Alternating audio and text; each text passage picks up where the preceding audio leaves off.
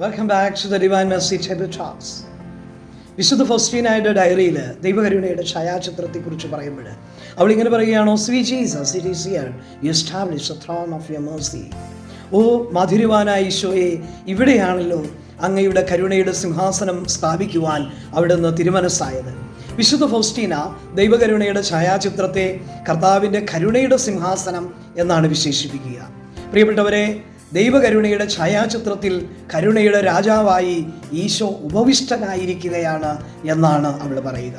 നമ്മുടെ ആകുലതകളും ശ്രവിക്കുവാൻ, നമ്മുടെ സങ്കടങ്ങളും നമ്മുടെ പരാതികളും ശ്രവിക്കുവാൻ കരുണയുടെ രാജാവ് ദൈവകരുണയുടെ ഛായാചിത്രത്തിൽ ഉപവിഷ്ടനായിരിക്കുകയാണ്.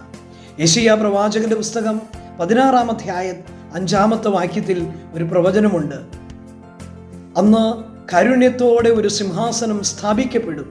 നീതി അന്വേഷിക്കുകയും നീതിപൂർവം വിധിക്കുകയും ധർമ്മനിഷ്ഠ പാലിക്കുകയും ചെയ്യുന്ന ഒരുവൻ ദാവീദിന്റെ കൂടാരത്തിലെ ആ സിംഹാസനത്തിൽ ഉപവിഷ്ടനാകും. ദാവീദിന്റെ കൂടാരത്തിലെ ആ സിംഹാസനത്തിൽ ഉപവിഷ്ടനാകും.